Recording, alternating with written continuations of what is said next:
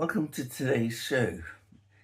So, what we're going to look at are the headlines, and we'll revisit the 70s and 80s through some impressions. So, first of all, the news this week, satirised, of course. So, the Bank of England has been holding the interest rates and inflation.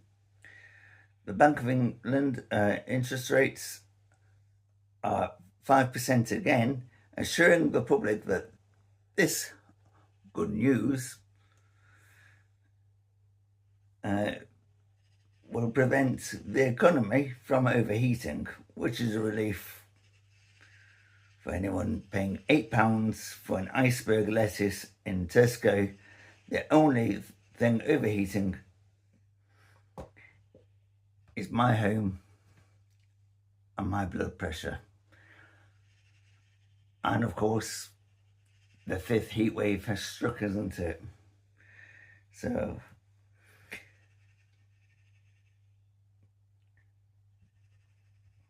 of course, it's a great work from home Whitehall crackdown. Ministers are ordering civil servants back to Whitehall offices. Apparently, the government was shocked to discover that flexible working in civil service terminology actually meant logging on at 10 a.m. and answering one email as they spend the rest of the afternoon watching ITV quiz in their pyjamas and dressing gowns. It's also been announced that rail fares increase for 2027. Train companies say extra money will go towards improving customer experience, meaning you'll get a softer pillow while you wait 3 hours on a stranded platform in the pouring rain. Bizarre news now. The Edinburgh Fringe Festival bad joke overload, yeah? The Edinburgh Fringe Festival is in full swing, where comedians pay £3,000 to live in a cupboard for a month just to tell bewildered tourists and a damp wall some jokes. Seagulls invade seaside towns. Yes, the seaside towns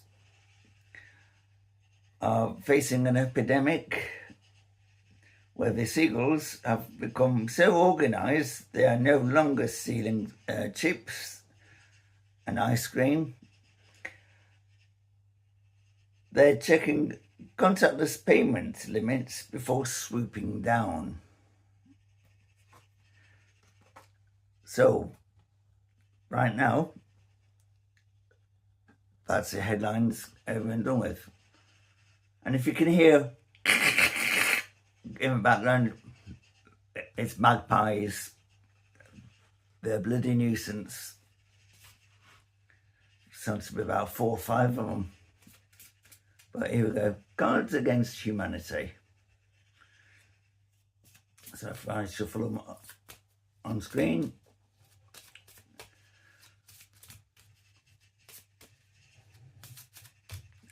Right.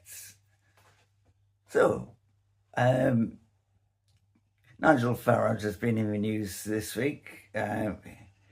He beat Count Binface. So, I believe there was about, well, this morning it was 33,000, but I've heard there's been 60,000 votes for Count Binface. I think that those who voted for Count Binface need certifying. I mean, if Ted Rogers was alive, he'd be voting for it, because Count Binface could have been, could have been related to Dusty Bin from 3, 2, 1. So, what will Count Binface be thinking about since his defeat at Claxon?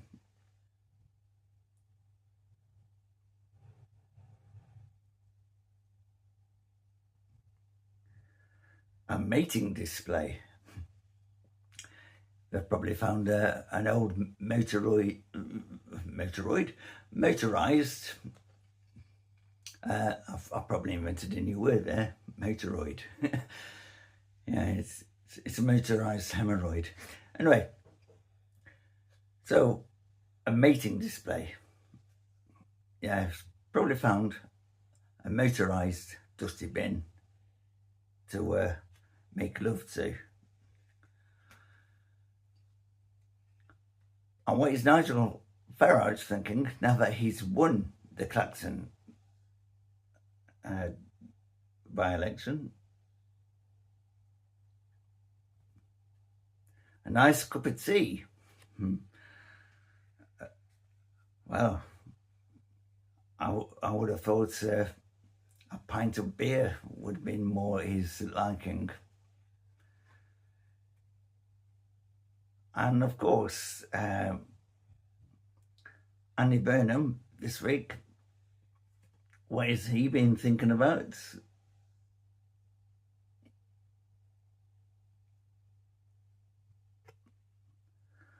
Three dicks at the same time. Yeah, Count Binface, David Lammy, and Keir Starmer. Those are the three dicks I can think of. Well, there you go.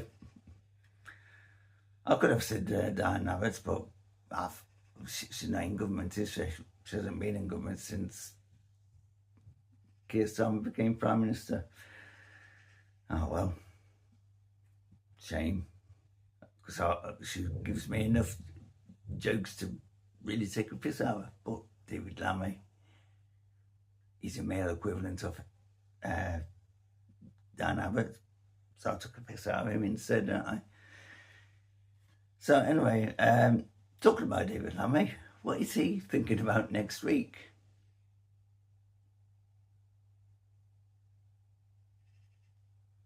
Hot cheese. Well, maybe he's thinking about having a toasted cheese sandwich. Who knows? But now that he's not in the government, it's hard cheddar. And here's a joke for you. How do you make Welsh cheese? Caerphilly.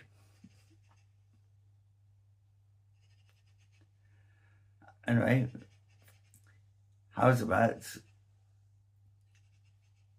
Angela Rayner? What is she thinking about this week?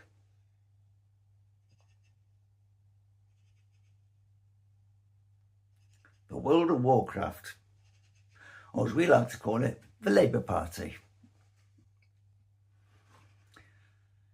Because that's all they are, the little miniatures.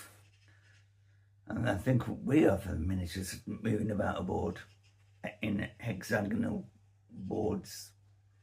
Yeah. I don't fancy living in a honeycomb, do you? Nah. They might be hive-minded. Anyway, let's go on to the television now. I always like to have a little go at this morning. So what will we be talking about on this morning next week?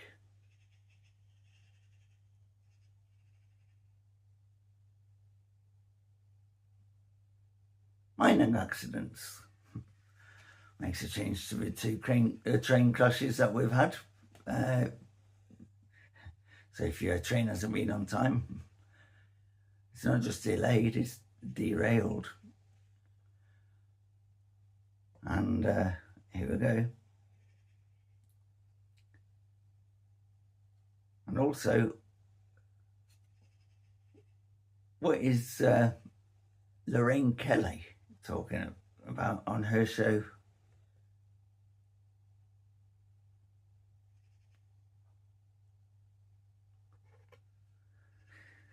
Heartwarming orphans. I would have thought that would be more appropriate for giving them a call on Long Lost Family. But since I've mentioned her, what is she thinking about this week?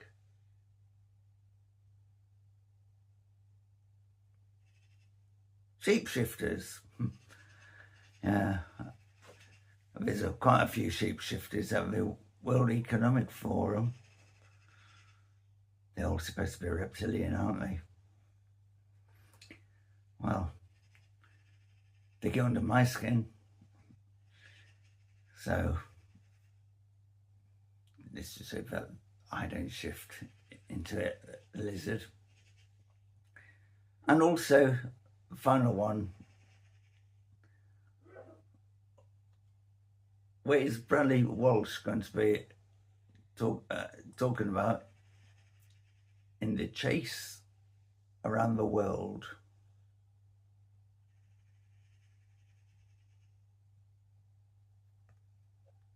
Penis breath. Well, I wonder who that could be. Keir Starmer, perhaps? I mean, who knows? I'll leave that entirely to you. I mean, you might want to say it to me, but there you go. If you do, you do. So that's enough of Crimes Against Humanity. So what have we got now? Ah, yes. The first of the 1970s to early 80s entertainment now, with impressions of Frank Carson, Tommy Cooper, also Frank Spencer, and also the best one is Frankie Howerd, as we bring up to date up Pompeii to up Westminster.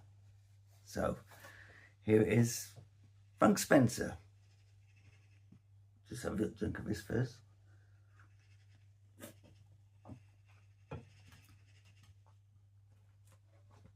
Here we go. Biddy. I had a bit of trouble, Biddy. Oh, Frank, sit down and tell me what happened now. I only went to the job centre to see Mr. Jackson about the chimney sweep vacancy. I told him I used to do plenty of chimney sweeping, and that I've got plenty here, plenty of experience, because I swept out our chimney on Tuesday. I say swept it, Betty. I tied our cats to a piece of string and put it up the chimney. Oh, Frank! Don't look at me like that, Betty. He enjoyed it, and he came out all covered in soot. His little white fur went all black, and then the cat jumped all over your birthday cake. So I had to go out and get you a new one. I told you I had a bit of trouble.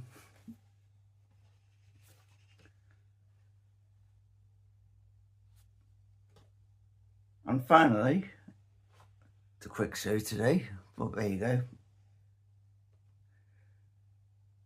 Oh, I've got some impressions to do first, haven't I? Before I get on with the Frankie Howerd bit for you. So, Tommy Cooper.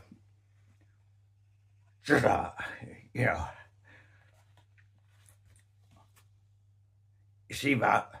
That does the same. What's that? It's a dead one of them.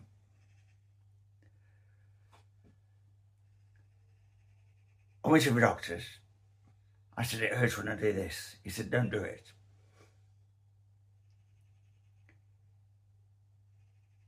He said, while you're here, Mr. Cooper, he says, I want you to go to the window and stick your tongue out. I said, why? He said, I don't like the man across the road. He said, say ah. I said, why? He said, my dog died.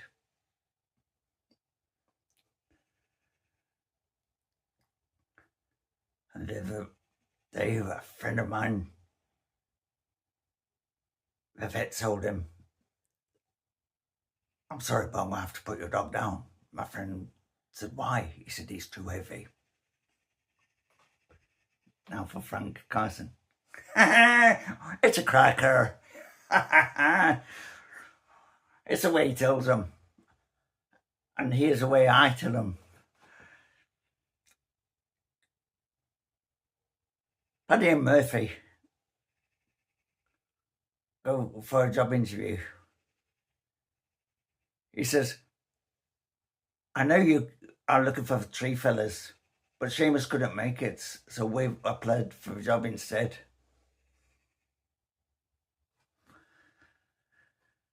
And of course, we all like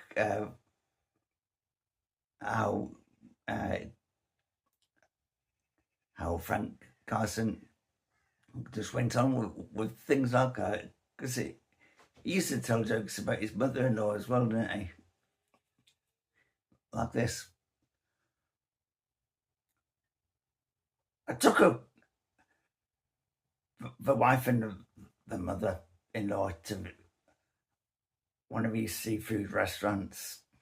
The mother-in-law said to the waiter, excuse me, Carson, because she likes the soundpost. She said, do you serve crab? He said, madam, we serve anybody. It's a way to tell them, you know, it's a cracker. And also, I went to the doctor's. I said, doctor, I feel like a pair of curtains. He said, pull yourself together. And when I was at school, I was so bad at PE, physical training as it's called sometimes. And at the school sports day, I said, I'm sorry, I'm no good at a pole vault. They said, get over it. So there we have that affair. So I've saved the best one till last. Ooh, Frankie Howerd. Ooh. So here it is. Greetings and salutations. Welcome to Up Westminster. Ooh, I stand here in the corridors of power. Bit of a chill up the back passage. Ooh, gets you really there, doesn't it? Ooh. Or as I like to call it, Up Westminster. Ooh, titty ye not. Nay, nay, and thrice nay. Must mark bottom feeders. Must mark Francis. No, you laugh, but I was walking through the grand hallway of Whitehall this morning, and what did I happen to see? Oh, I saw a lot of snivel serpents. Civil serpents, as they like to be called, but I call them snivel serpents. Ooh, mustn't mark Francis. No, but here we go.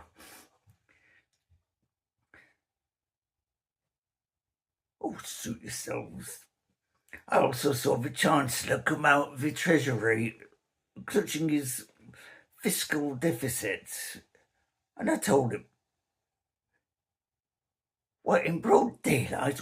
Ooh, put it away, you'll catch such a chill in this corridor. Ooh, don't look at me like that. Ooh. Real fares are going up next year, so that's an improvement for me, I suppose. So I'll be able to get in the back of a crate with livestock there. Ooh. Well, I must go now. I can hear the chief whip and his big leather-bound folder. And you know how he uses that? Ooh, missus. Until next time. Up Westminster. Good night from me, Frankie Howerd. And of course, it's good night from me as well. And I hope you enjoyed this show. And next week, I'll be back with another new impression. What is that impression? Wait until then.